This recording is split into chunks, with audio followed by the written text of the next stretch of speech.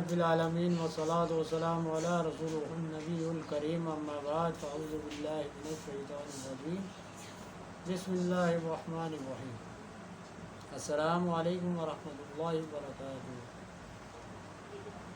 آج ہم انشاءاللہ العزیز اپنے 68ویں سلسلے کا آغاز کریں گے۔ آیت هو الذی خلق لکم ما فی الارض جمیعا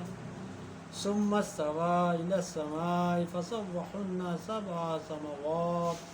وهو بكل شيء عليم۔ وہی ہے جس نے تمہارے لیے بنایا جو کچھ زمین میں ہے، پھر آسمان کی طرف استوا یعنی قصد فرمایا، تو ٹھیک 7 آسمان بنائے اور وہ سب کچھ جانتا ہے۔ تو سب سے پہلے اس کا تعلق گزشتہ آیات کے ساتھ بیان کرتے ہیں کہ اللہ تعالیٰ نے پہلی آیات میں انسان کی داخلی نعمتوں کا ذکر فرمایا، یعنی جو اس کی ذات سے تعلق رکھتی تھی، اس کی تخلیق، اس کے جسم، اس کی وہ نعمتیں جو اس کے جسم کے اندر موجود تھیں۔ اب ان خارجی نعمتوں کا ذکر ہے جو کہ زمین وغیرہ سے ہم کو حاصل ہوتی ہیں یا آسمان سے۔ تو پہلے ہم کو زندگی بخشنے کا ذکر فرمایا کہ آپ زندہ رہنے کے اسباب کا ذکر ہے، کیونکہ زندگی اصل ہے وہ نعمت نفع حاصل کرنا، اس لیے یہ نعمتیں اس کی فرع ہے، اس لیے زندگی کا ذکر پہلے فرمایا اور ان نعمتوں کا جو کہ دوسرے اسباب سے ہم حاصل کرتے ہیں ان کا ذکر کیا جا رہا ہے۔ تیسرے کہ کفار کہہ سکتے تھے کہ ہمیں رب نے پیدا نہیں فرمایا، کیونکہ دنیا میں جو اسباب ہیں وہ تو خود بخود پیدا ہو جاتے ہیں، زمین ہے، آسمان ہے، ہوا ہے، پانی ہے، دریا ہے، اناج، سبزہ، پھل، جانور، تو وہ اس احسان کو نہیں مانتے۔ تو اب اللہ تعالیٰ نے پہلے ان کو ان کی تخلیق سے وہ دلائل دے کر انہیں منوایا، اور اب انہیں یہ بتایا جا رہا ہے کہ یہ سارے اسباب بھی کسی اور نے نہیں، میں نے بلکہ اللہ رب العزت نے ہی پیدا فرمائے ہیں۔ تو اب انہیں اللہ رب العزت کا احسان ماننا پڑے گا اور اس کے اوپر ایمان لانا پڑے گا۔ آگے اس کی تفسیر شروع کرتے ہیں کہ هو الذی خلق، قرآن کریم میں هو الذی اللہ تعالی کی رحمت ظاہر کرنے یا کبھی اظہار قدرت کرنے کے لیے یا آتا ہے، یا کبھی کسی شخص کی عظمت کو ظاہر کرنے کے لیے استعمال کیا جاتا ہے، یعنی کبھی اللہ تعالیٰ هو الذی کے ساتھ اپنی رحمت کا ذکر فرماتا ہے، کبھی اپنی قدرت کا ذکر فرماتا ہے، اور کبھی اس کے ساتھ عظمت رسول اللہ صلی اللہ تعالیٰ علیہ وسلم کا اظہار فرماتا ہے۔ اسی لیے ارشاد ہوتا ہے هو الذی ارسل رسولہ، کہ وہی پاک ذات ہے جس نے بڑی شان والا ہے، کہ جس نے ایسے شان والے رسول حضرت محمد مصطفیٰ صلی اللہ تعالیٰ علیہ وسلم کو مبعوث فرمایا۔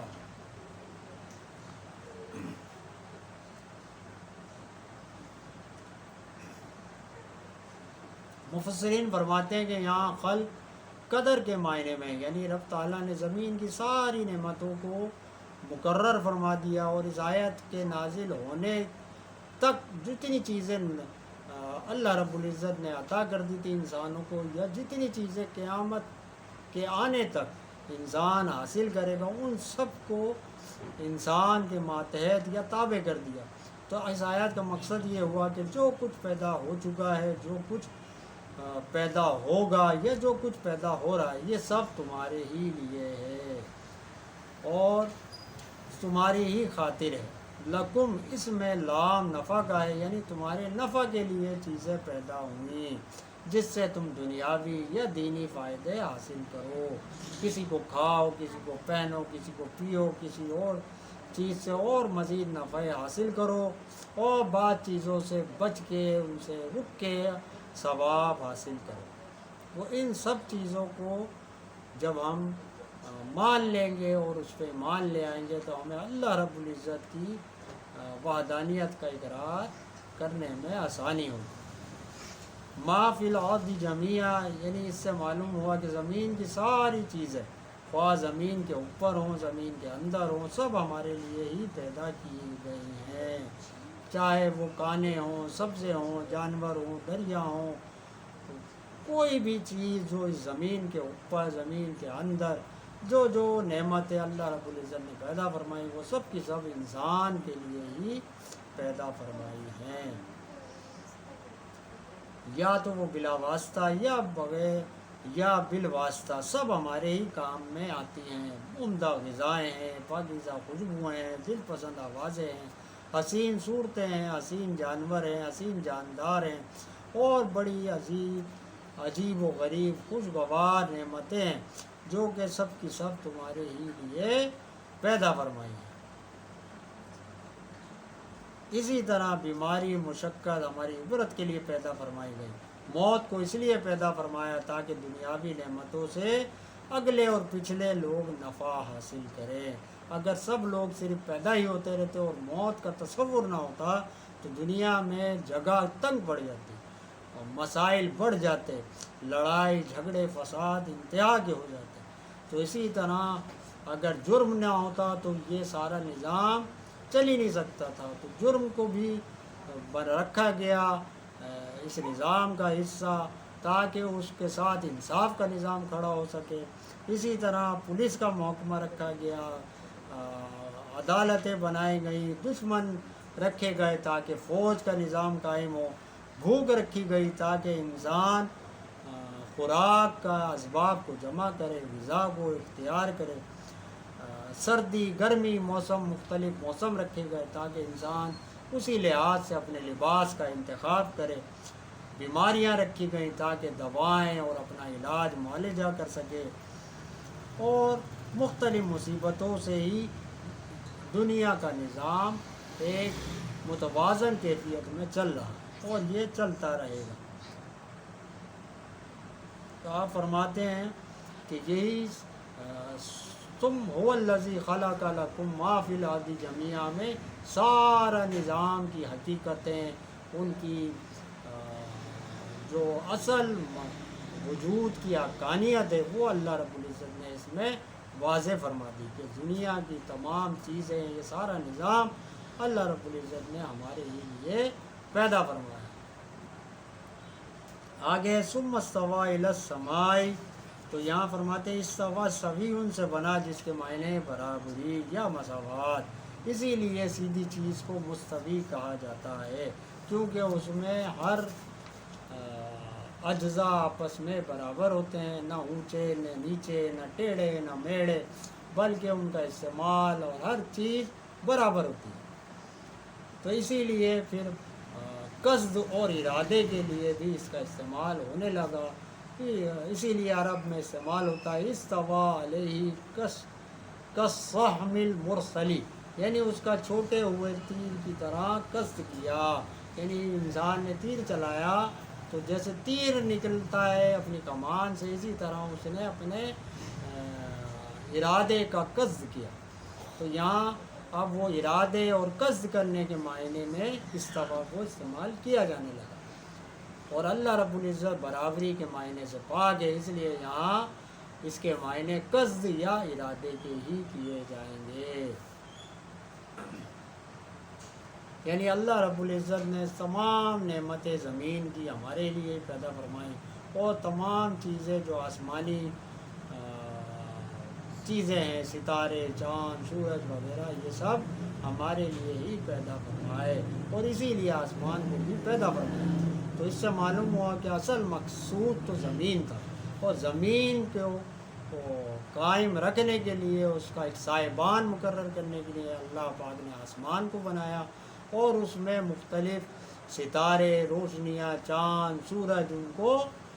لگا دیا، ان کو مقرر فرما دیا، اور وہ خوبصورتی کا بھی کام دیتے ہیں اور ہمارے لیے روشنی اور مختلف فوائد ہم تک منتقل کرتے رہتے ہیں۔ تو اب پتہ یہ چلا کہ یہ ساری چیزیں زمین کے تابع ہیں، اور تو درجے اور رتبے میں زمین سب سے پہلے ہے، اسی لیے یہاں ثم فرمایا گیا، یعنی اس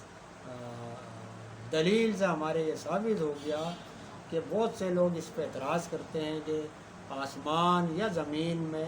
کون سی چیز سب سے پہلے تخلیق کی گئی، اس کو ہم اعتراض کے اندر آخر میں بیان فرمائیں گے مفتی صاحب۔ تو یہاں صرف اس کا ایک حوالہ بیان کرتے ہیں کہ یہاں یہ دلیل ثابت ہوتی ہے کہ زمین کے ہی تابع اللہ رب العزت نے ساری چیزوں کو کر دیا، کیونکہ اصل مقصود انسان تھا، اور انسان زمین پہ ہی نہیں رہتا، وہ آسمانوں پہ نہیں رہتا۔ تو اسی لیے زمین کی ساری چیزیں انسان کے لیے، اور زمین کے ساتھ جو آسمان قائم کیا گیا، آسمانی چیزیں قائم کی گئی، وہ ساری چیزیں بھی انسان کے ہی لیے ہیں۔ سما اونچی چیز کو بھی کہتے ہیں اور آسمان کو بھی، مگر یہاں آسمان مراد ہے، جیسا کہ آئندہ عبارت سے معلوم ہو رہا ہے۔ آگے ارشاد ہوتا فَسَوَّاهُنَّ، یہاں سوا برابر کرنے اور ٹھیک کرنے کے معنی میں ہے۔ فَسَوَّاهُنَّ یعنی ٹھیک ٹھاک برابر کر دیا، یعنی آسمانوں کو ایسا اللہ پاک نے ٹھیک بنایا کہ کہیں آپ کو کوئی سوراخ شگاف، کہیں اونچ نیچ، کوئی ان میں ایسا ایک آسمان دوسرے آسمان پہ چڑھتا ہوا آپ کو محسوس نہیں ہوگا۔ اور ہر شے کو اللہ رب العزت نے آسمانوں کے ساتھ، ساتوں آسمانوں کے ساتھ مقرر فرما دیا۔ اسی لیے آگے فرماتا ہے سبع سماوات یعنی 7 آسمان ہیں۔ تو بعض علماء فرماتے ہیں کہ یہ 7 آسمان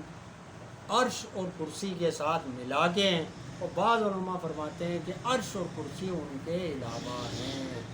یعنی کل یہ پھر 9 طبقات بن جائیں گے، 7 آسمان، 8واں عرش اور 9ویں کرسی۔ اب یہاں مفتی صاحب فرماتے ہیں کہ آسمانوں کے ساتھ ہونے میں عجیب حکمت ہے۔ ہر آسمان پر ایک سیارہ ہے، اور اگر آسمان ایک ہی ہوتا تو سب سیارے ایک ہی آسمان پہ ہوتے، اور وہ پھر زمین کا نظام درم برم کر دیتے۔ اس لیے اللہ رب العزت نے تمام ستاروں سیاروں کو مختلف آسمانوں کے ساتھ منسلک فرما دیا۔ تو کچھ فلاسفہ کہتے ہیں کہ چوتھے آسمان پہ سورج ہے، اور اس کی وجہ سے ہمارے اناج، ہماری زندگی میں بہت سے فوائد، روشنی، وہ سب ہم سورج سے حاصل کرتے ہیں۔ اسی طرح چاند اور دوسرے سیارے دوسرے آسمانوں پر ہیں، اور وہ زندگی میں ہمارے مختلف پھلوں میں ذائقے، اور موسموں میں جو مختلف گرمی ٹھنڈی، یہ ساری کیفیات ان کی وجہ سے رونما ہوتی ہے۔ پھر آپ فرماتے ہیں کہ جس تارے کا زمین سے جس قدر دور رہنا مناسب تھا، اللہ رب العزت نے اسے اسی قدر دور رکھا، یعنی سورج کو جتنا دور رکھنا تھا اس کو اتنا ہی دور رکھا گیا، چاند کو جتنا دور رکھنا تھا اس کو اتنا ہی دور رکھا گیا۔ ایسا نہیں کہ سورج بہت زیادہ قریب ہو گیا کہ جس کی وجہ سے رہنا یا زندگی میں مسائل بڑھ جائیں، یا اتنا دور ہو جائے کہ یہاں پہ لوگوں کو جو حرارت یا گرمی کی ایک کیفیت ہے وہ ختم ہو جائے۔ تو اللہ رب العزت نے ہر شے کو اس کے اصل مقام پہ مقرر فرما دیا، اور انہی فاصلوں کے فرق کے لیے اللہ رب العزت نے 7 آسمان بنائے، اور ان میں 100 حکمتیں ہیں جن کو اگر ہم یہاں بیان کریں تو یہ جگہ کم پڑ جائے گی۔ آگے آپ ایک آیت بیان کرتے ہیں ربنا ما خلقت ھذا باطلا وہو بکل شیء علیم، یعنی اس میں یہ بتایا گیا کہ رب نے جو کچھ بھی فرمایا بہت علم کے ساتھ پیدا فرمایا، اور ہر شے کا کوئی نہ کوئی فائدہ ہے، کوئی شے بے فائدہ نہیں پیدا کی گئی، یا جس شے کو جہاں رکھا گیا وہ اس کا وہی مقام تھا، اور وہ بے فائدہ یا اس مقام کے علاوہ کہیں اور اس کا مقام ہو نہیں سکتا تھا۔ اسی طرح یہاں یہ بھی بتایا جا رہا ہے کہ عالم کا ذرہ ذرہ ہمارے علم میں ہے، اور تمہارے جسم، تمہارے اجزاء، ہر چیز ہمارے علم میں ہے۔ اگر تم مر گئے، ہوا میں مل گئے، مٹی میں، خاک میں ہو گئے، تو ہمارے لیے مشکل نہیں ہے کہ تمہیں دوبارہ زندہ کر دیں۔ تو جب ہم یہ پورا نظام، زمین، آسمان، چاند، ستارے، سورج، یہ پورا نظام جب ہم تخلیق کر سکتے ہیں تو تمہاری تخلیق تو کچھ بھی نہیں، اور تمہیں تو ہم ایک دفعہ تخلیق کر چکے ہیں، دوبارہ سے تمہارے اجزاء کو ملا کے بنا کے دوبارہ تخلیق کرنا کوئی اللہ رب العزت کے لیے کوئی بڑی بات نہیں ہے. تو مشکل تو اسے ہو جس کے علم میں یا تو کچھ کمی ہو یا قدرت میں. تو اللہ تعالیٰ کے نہ تو علم میں کوئی کمی ہے نہ اس کی قدرت میں. تو اس لیے تم اب قیامت کا انکار نہ کرو. تو سارا عالم سام انسان کے لیے ہی بنا. یعنی یہ سارا عالم، زمین، سورج، چاند، ستارے، آسمان، جانور، چرند پرند، دریا، پہاڑ، یہ سبز زار، جنگلات، یہ سب ہمارے ہی لیے اللہ پاک نے پیدا فرمائے. اور اصل مقصد ہماری ہی انسانیت کو ہی فائدہ پہنچانا تھا. آگے آپ اس کی خلاصہ تفسیر کرتے ہیں کہ اللہ تعالیٰ نے جب اپنی پہلی نعمت انسان کو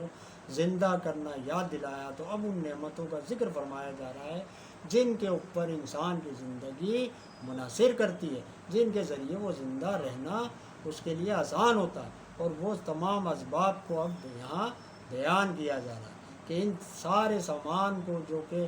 تمہارے لیے اللہ رب العزت نے پیدا فرمایا، ان کو چھوڑے بغیر تم زندگی گزارنے کا تصور نہیں کر سکتے. تو یہ ساری چیزیں بھی اللہ رب العزت نے ہی تمہارے لیے پیدا فرمائی ہیں. یہ ساری نعمتیں تمہارے ہی لیے ہیں. اور زمین کی نعمتیں آسمانی اثرات کے بغیر حاصل نہیں ہو سکتی، اسی لیے آسمان کو بھی تمہارے ہی خاطر بنایا. اور ایک یا دو نہیں بلکہ 7 آسمان بنا کے نظام کو مکمل کر دیا. اور یہ دونوں ایک دوسرے کے تعلق کے بغیر نہیں رہ سکتے. نہ زمین آسمان کے بغیر ہے، نہ آسمان زمین کے بغیر ہے. اور یہ اس لیے ہے کہ خداوند تعالیٰ ہر چیز کا علم رکھتا ہے اور ہر چیز کی اسرار اور مصلحتیں، حکمتیں اسی کو معلوم ہیں. غرض کہ اے انسانوں، یہ ساری کائنات تمہاری خاطر بنی، پھر بھی اگر تم ہمارا احسان نہ مانو تو بہت تعجب ہے. آگے آپ اس کے فوائد بیان کرتے ہیں کہ اس آیت سے چند فائدے حاصل ہوئے. ایک یہ کہ زمین و آسمان کی ساری چیزیں انسان کے نفع کے لیے بنائی گئیں اور انسان کو ساری مخلوق سے پہلے بعد میں پیدا کیا گیا، کیونکہ سامان پہلے جمع کیا جاتا اور جس کی خاطر وہ تیاری کی جاتی ہے اسے بعد میں بلایا جاتا ہے. تو اب حضور پاک صلی اللہ تعالیٰ علیہ وسلم نے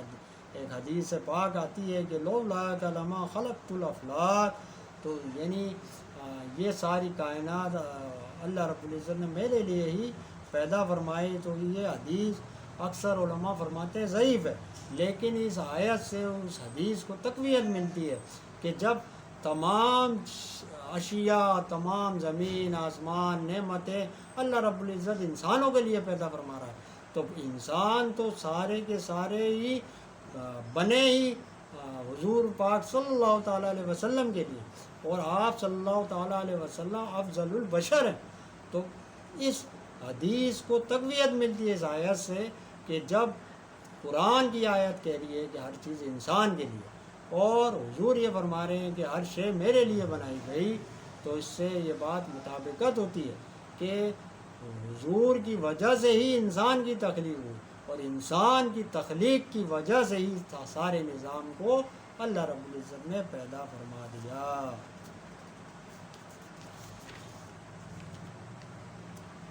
یعنی انسان بادشاہ ہے اور تمام چیزیں اس کے خادم ہیں.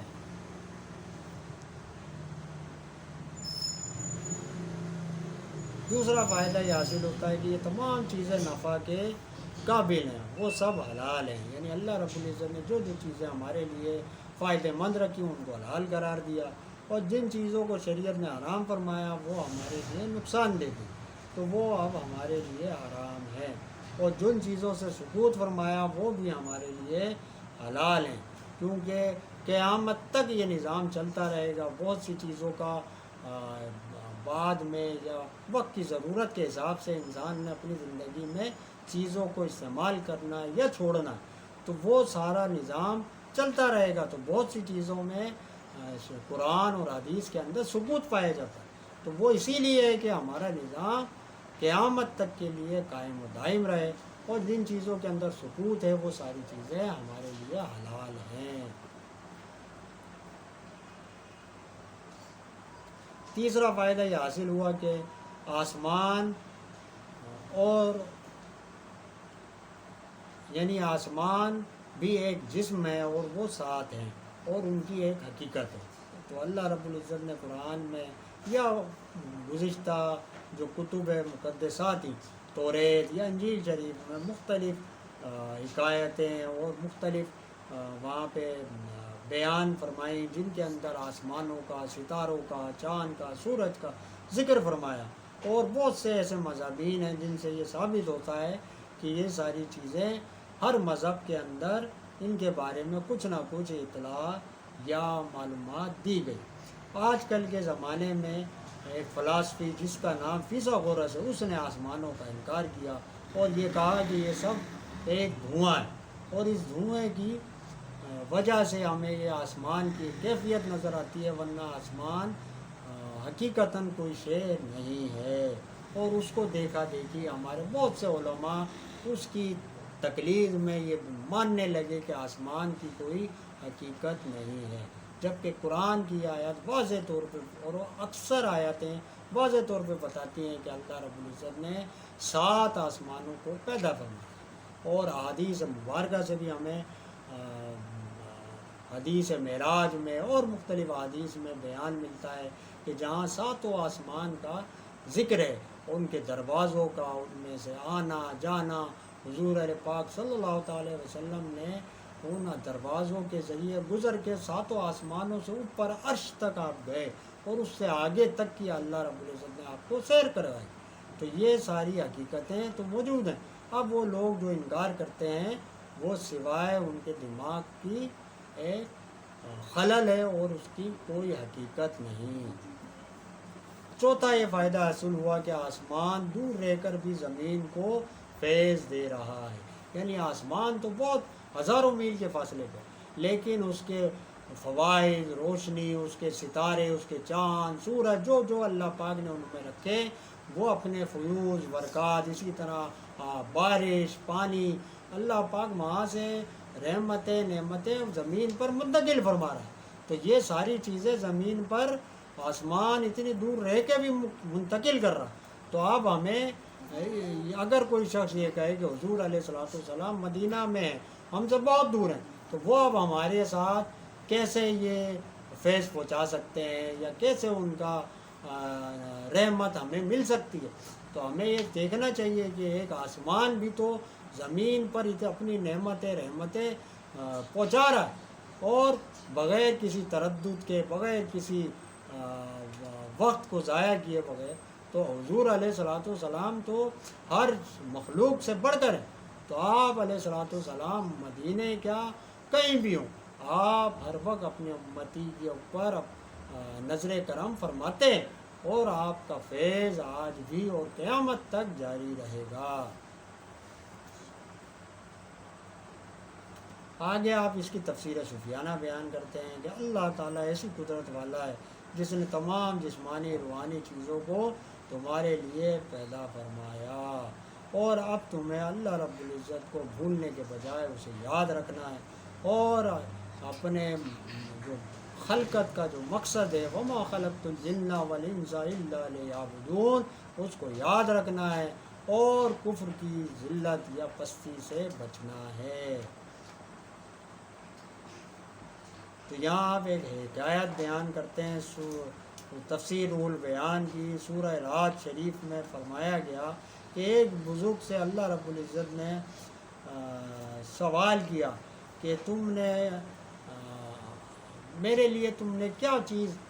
لے کر آئے ہو؟ میں نے تمہارے لیے پوری کائنات بنائے، پوری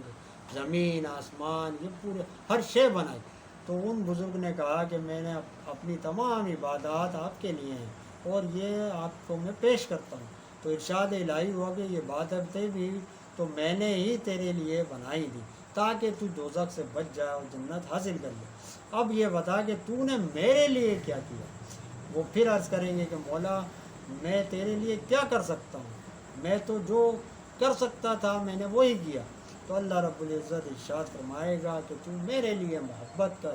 یعنی جس سے میں محبت کروں اس سے تو محبت کر، اور جس سے میں دشمنی کروں اس سے تو دشمنی کر.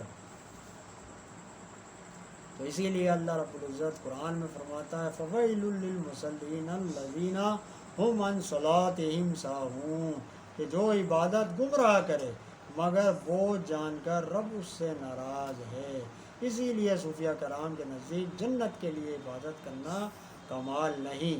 محض رضا الہی کے لیے عبادت کرنی چاہیے۔ اور آسمان اور زمین کو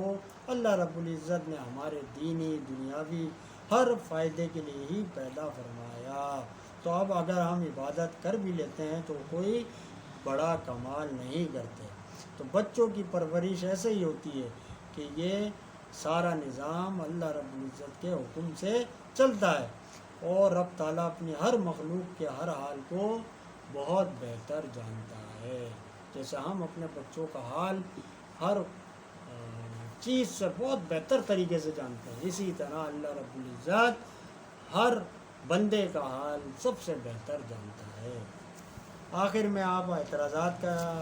بیان کرتے ہیں۔ پہلا اعتراض کہ اللہ رب العزت نے جب ساری چیزیں انسان کے لیے پیدا کی تو پھر ہمیں بعض چیزیں کیوں دی، یا بعض انسانوں کو کچھ چیزوں سے الگ رکھا، کسی کو غریب رکھا، کسی علاقے میں کچھ چیزیں رکھی، کسی میں نہیں رکھی، تو یہ نظام میں فرق کیوں رکھا گیا؟ تو آپ فرماتے کہ رب نے ساری چیزیں تمام انسانوں کے لیے پیدا فرمائیں، اور سب چیزیں ایک نظام کے تحت ہی اللہ رب العزت نے انسانوں میں تقسیم فرما دی، اور ہر شخص کو اس کی نصیب یا اس کی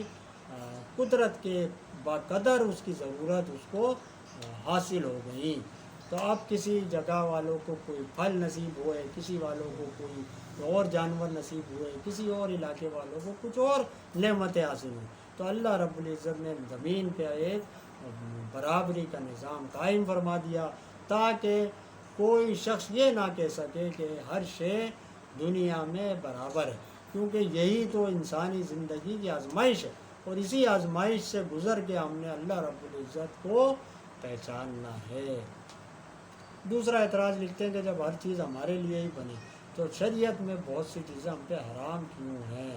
تو ہمیں تو ہر چیز استعمال کرنی چاہیے تھی۔ تو آپ فرماتے کہ ہر چیز فائدے کے لیے نہیں بنی، بعض چیزیں ہمیں نقصان بھی پہنچا دیتی ہیں، تو جو چیزیں فائدہ دیتی ہیں ان کو ہمیں حلال فرمایا، اور جو چیزیں ہمیں نقصان پہنچاتی ہیں ان سے ہمیں منع فرما دیا گیا۔ اور پھر آپ مثال دیتے ہیں کہ اللہ پاک نے پانی اور آگ دونوں کو پیدا فرمایا، اب آگ سے ہم نے الگ کام لینا ہے اور پانی سے الگ کام۔ اب کوئی شخص بولے کہ میں نے آگ کو پینا ہے تو آگ کو پی نہیں سکتا، اور نہ پانی کو وہ کوئی جلا کے اس سے کوئی اپنا کام کر سکتا، تو آگ سے جلانے کا کام کرے گا اور پانی سے پینے کا کام کرے گا۔ تو ہر چیز کا ہر کام الگ الگ اللہ پاک نے انسانی عقل میں ڈال دیا۔ اب جو چیزیں ہمارے لیے حرام کی گئی تو وہ ہمارے جسمانی لحاظ سے، معاشرتی لحاظ سے وہ ہمارے لیے برائی کا سبب ہے، اسی لیے ہمیں ان سے روک دیا گیا۔ آگے ایک اور اعتراض لکھتے ہیں کہ اس آیت سے معلوم ہوا کہ زمین پہلے پیدا ہوتی اور آسمان بعد میں، مگر دوسری آیتوں سے ثابت ہے کہ آسمان پہلے بنا اور زمین بعد میں، تو اب ان میں مطابقت کیسے کی جائے؟ تو اب آپ فرماتے ہیں کہ یہاں پہ مختلف علماء نے مختلف رائے دی۔ کسی نے کہا کہ زمین کو اللہ رب العزت نے پہلے ایک جھاگ کی شکل میں، پانی تھا، پانی کے اوپر ایک جھاگ کو پیدا فرمایا، اور پھر اس کے اوپر آسمان کو صاحبان کی طرح مقرر کر کے زمین کو پھیلا دیا۔ اور بعض علماء نے فرمایا کہ نہیں، پہلے زمین کو پھیلایا اور بعد میں آسمان کو پیدا فرمایا۔ تو آسمان اصل آسمان پیدائش میں زمین سے پہلے ہے، اور یعنی برابر ہونے میں بعد میں، تو یہ مختلف علماء کی مختلف رائے ہے۔ تو آپ فرماتے ہیں کہ صحیح جواب یہی ہے کہ آسمان پہلے بنا بعد میں زمین، لیکن جہاں کہیں آسمان کو زمین کے بعد پیدا فرمایا گیا، یعنی بیان کیا گیا کہ آسمان زمین کے بعد پیدا ہوئے، وہ اس لیے ہے کہ زمین کے پیدائش اصل مقصود ہے اور آسمان اس کے تابع، یعنی اللہ رب العزت نے جہاں بھی بیان فرمایا کہ آسمان کو بعد میں پیدا فرمایا، تو اصل مقصد ادھر یہ ہے کہ اللہ رب العزت بیان کرنا چاہتا ہے کہ مقصد تو زمین ہے، آسمان نہیں ہے، کیونکہ اصل جو مقصد حیات ہے وہ تو انسانیت ہے۔ اشرف المخلوقات انسان ہے، یہ انسان کے لیے نظام بنایا گیا اور یہ نظام زمین کے ساتھ منسلک ہے۔ تو زمین کو چونکہ انسان کے ساتھ مشرف کیا گیا اس لیے وہ مقدم بیان کیا جاتا ہے، جبکہ تخلیق اس کی بعد میں، اور آسمان کی تخلیق پہلے، لیکن وہ زمین کے تابع ہے، کیونکہ اس کی فوائد، اس کے ضروریات وہ انسان یا زمین کو پوری کرنے کے لیے پیدا فرمایا گیا، اس لیے اس کو زمین کے تابع رکھا گیا۔ تو درجے کی ترتیب الگ ہے۔